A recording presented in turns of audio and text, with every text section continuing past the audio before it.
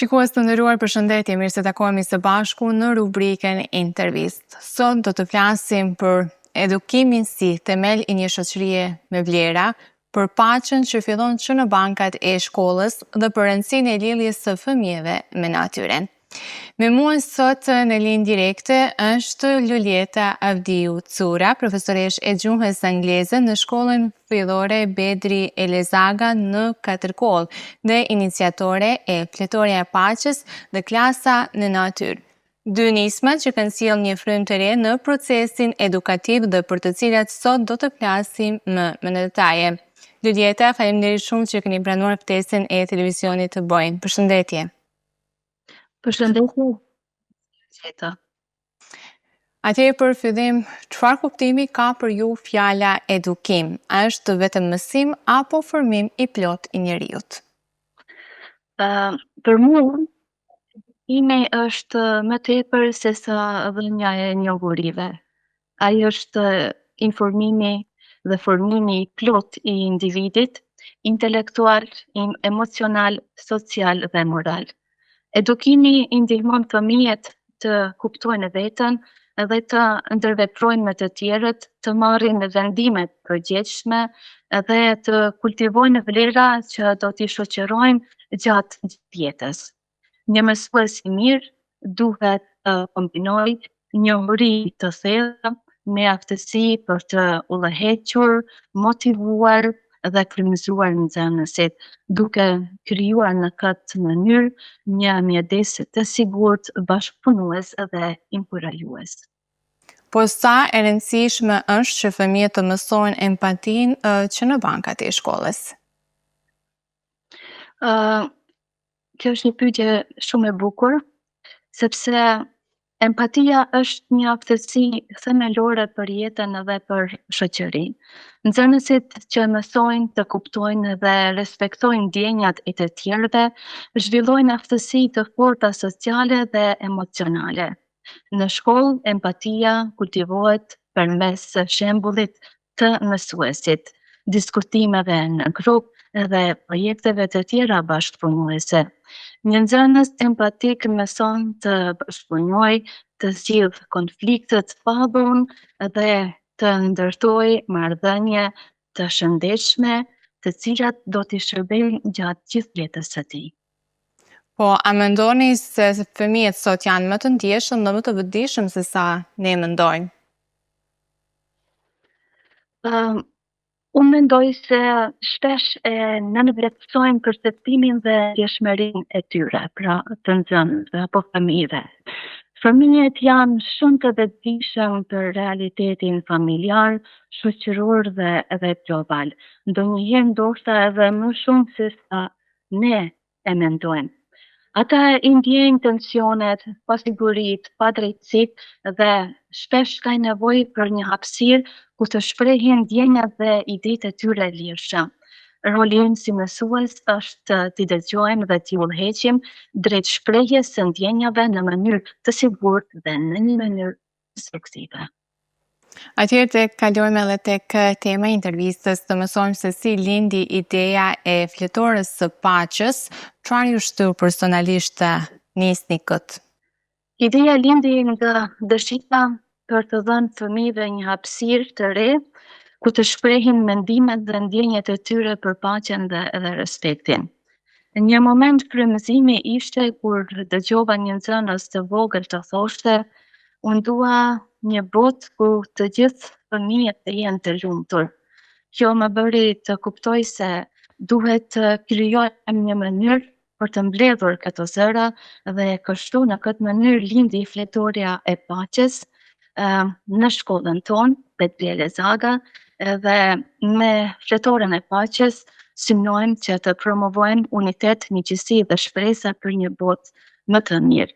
Dhe kjo ngjarje shënohet me rastin e javës globale të edukimit gjatë vitit 2025 dhe Fletoria e Paqes do të vazhdojë rrugëtimin e saj nëpër shkollat në Maldëzi gjatë këtij viti dhe viteve të ardhshme deri në finalizimin e saj me botimin e gjitha mesazheve, respektimeve të klasës në një libër të veçantë. Dua të them se deri më tani në këtë fletore janë nënshkruar përfaqësues të Ministrisë së Arsimit, ku edhe gëzojmë përkrahjen dhe mbështetjen e Ministrisë në fjalë, janë nënshkruar figura të rëndësishme nga arti, kultura, nga organizatat jo qeveritare, nga nxënës, edhe ne jemi në fillimet tona dhe do të vazhdojmë rrugtimin ton për të promovuar paqen, për të dëgjuar zërat e fëmijëve tanë në mbar malin e zi, edhe kjo është një mënyrë ndoshta edhe shumë e mirë që të nxisim bashkëpunimin e nevojshëm dhe të duhur ndërmjet shkollave dhe roli jon si mësues është që të mos harrojmë se duhet të përgatisim një brez të ri që paqen në të ardhmen do ta shprehin në mënyra të ndryshme, por baza duhet të fillojë në bankët e shkollës. Po, pikrisht deshta të ju pyes, paq përmendet edhe ju vetë që kjo iniciativë u realizua në kuadër të javës globale të edukimit. Sa e rëndësishme është që fëmijët të flasin për paqen, respektin dhe bashkëjetesën që në moshë të vogël, sidomos në shoqërinë e sotme. Është shumë thurë, sepse vlerat ndërtohen që në fëmijëri. Fëmijët që diskutojnë për paqen dhe respektin zhvillojnë aftësi për të zgjidhur konfliktet dhe për të bashkëpunuar me të tjerët. Në shoqërinë tonë të sotme, ne nuk mund ta mohojmë që ekzistojnë edhe paragjykimet dhe me raste dhe tensione të ndryshme dhe është e rëndësishme që sidomos në shkollën fillore fëmijët t'i edukojmë dhe t'i përgatisim për një botë ku duhet të mësojnë që duhet ta pranojnë njeriu ndryshe, gjuhën ndryshe, religionin ndryshe dhe ato që përmenda t'i shohin si vlera dhe të mësojnë, të ruajnë kulturën dhe traditën e vet, por njeriu bëhet më i pasur dhe më i kompletuar duke njohur dhe duke mësuar edhe për vlerat, kulturën, traditën, gjuhën edhe të popujve të tjerë, sepse ne jemi këtu në këtë botë që të bashkëpunojmë dhe të ndërveprojmë me njëri tjetrin.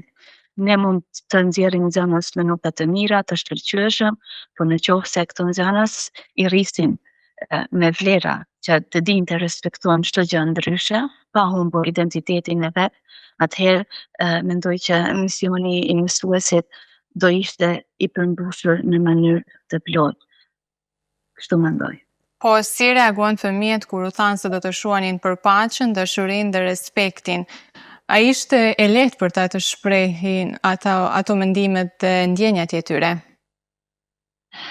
Nxënësit i kam ndarë në disa grupe dhe mesazhet e para i kanë shkruar në gjuhën shqipe, gjuhën anëtare, në gjuhën malazeze, në gjuhën angleze, do të vazhdojnë edhe në gjuhën gjermane, do të kemi vizita edhe nga shkollat e tjera, sepse tash kanë filluar të lajmërohen.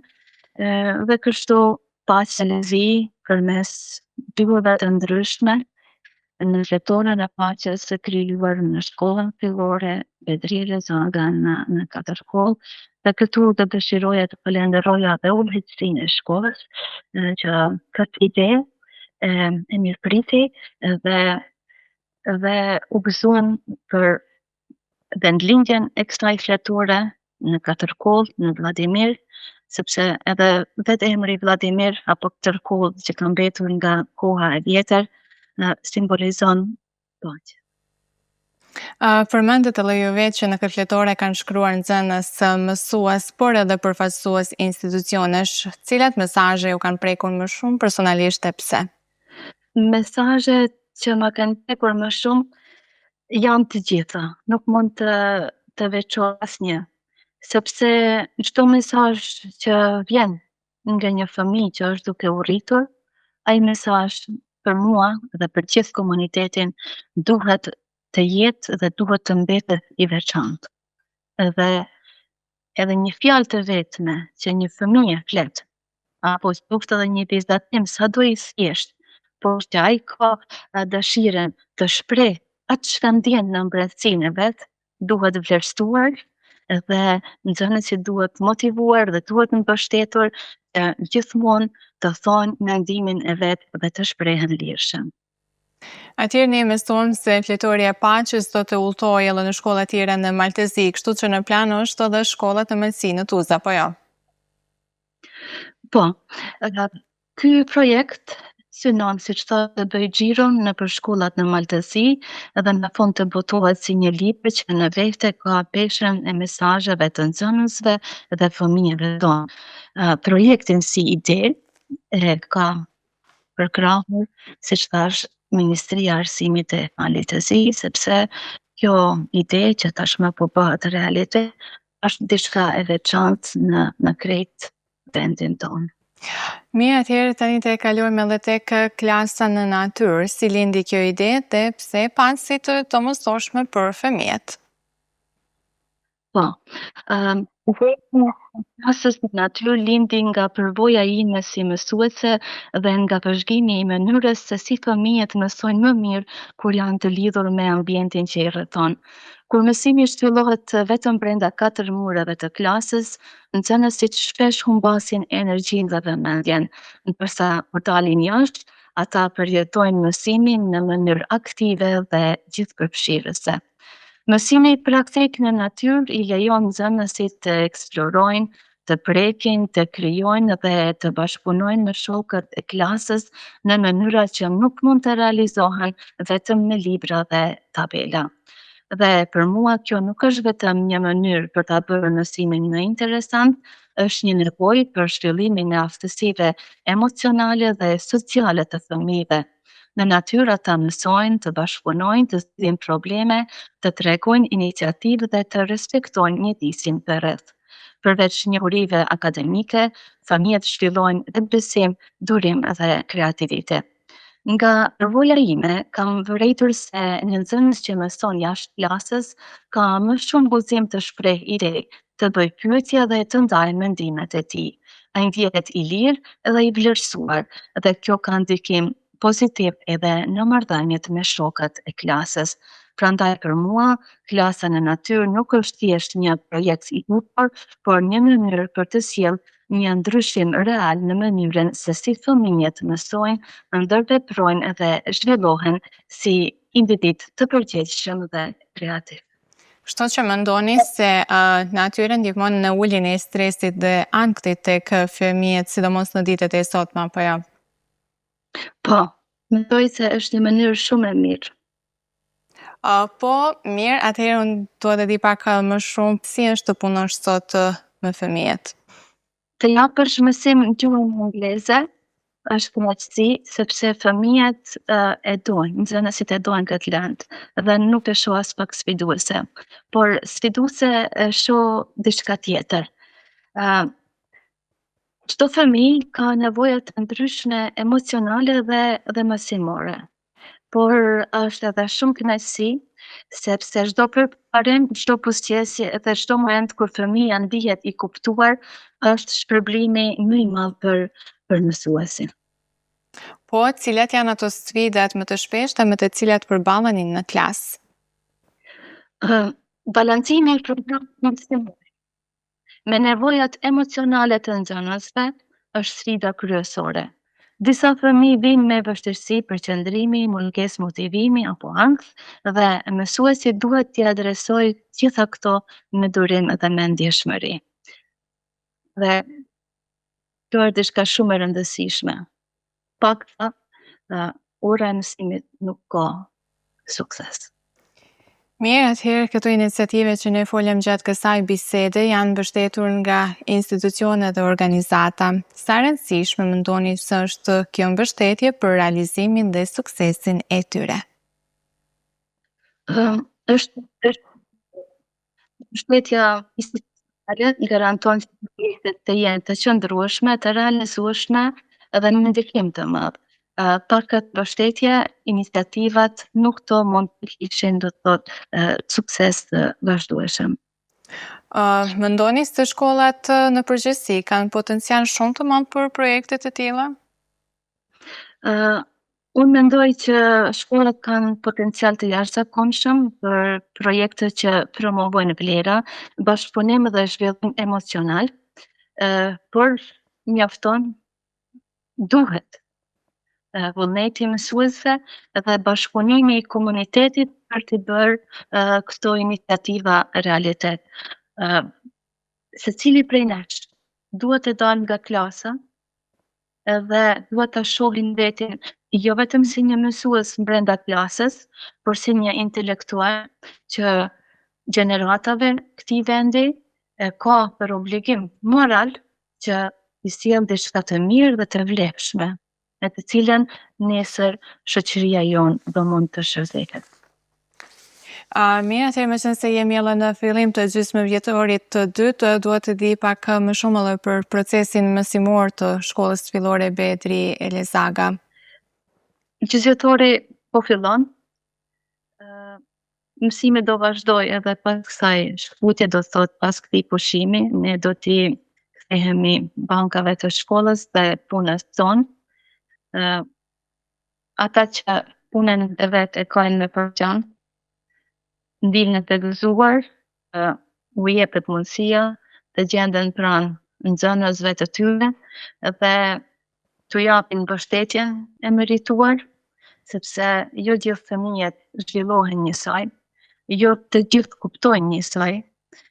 Fëmijët janë në një proces rritje dhe zhvillimi dhe ne duhet t'u ofrojmë gjithë mbështetjen tonë edhe gjatë këtij gjysmëvjetori edhe gjatë gjithë punës tonë arsimore, pa hezitim. Mirë, dhe për fund, çfarë mesazhi do t'u përcjellni fëmijëve, prindërve dhe të gjithë atyre që besojnë se edukimi me vlera, paqe dhe dashuri është baza e një shoqërie më të mirë? Edukimi me vlera dhe dashuri nuk është luks, por është një domosdoshmëri. Vetëm duke investuar në fëmijët sot, ndërtojmë një shoqëri më të drejtë, më të qetë dhe më njerëzore nesër.